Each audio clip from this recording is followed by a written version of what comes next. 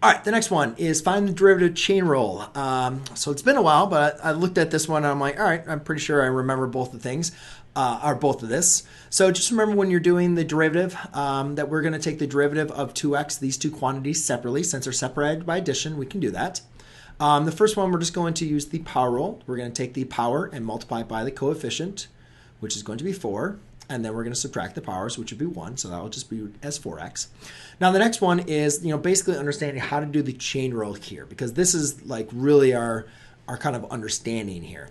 And actually, did I not write like the composition? Yeah, I did. I kind of plugged that in for that. All right. So what we need to do is we need to kind of understand there's two functions that are going on here. Let's say g of x is x squared, and f of x is 3x plus 1. Now, it's nice that I'm going to be doing a composition of functions next, because you can see that really what this is g of f of x, right? We are plugging f of x. We're plugging this function into that function. That's how we get that function, 3x plus 1 squared. Okay, so when you're doing the chain rule, the basic idea that you want to know is, well, you want to be able to understand, obviously, what are the two functions, which function is being plugged into the other function, as well as what is the derivative of each of those. So that's 2x, and f prime of x is just going to be 3. So making sure that we understand the derivative.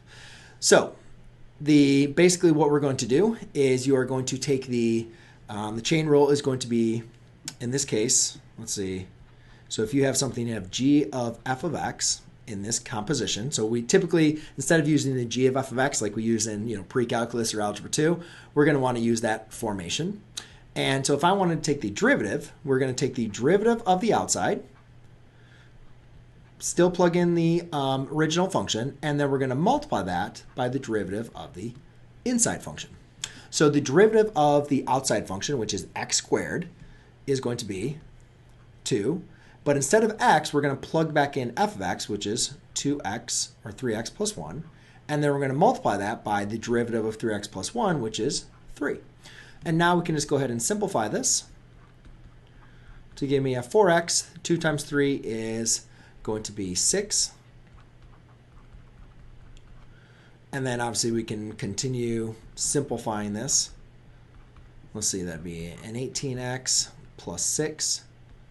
And that would be a 22x plus 6. Okay, so that's basically the kind of the same idea. And again, you guys can see as I went through one problem, but I kind of went through at least a little bit of summary of the chain rule. So therefore, you can apply it for any other problem.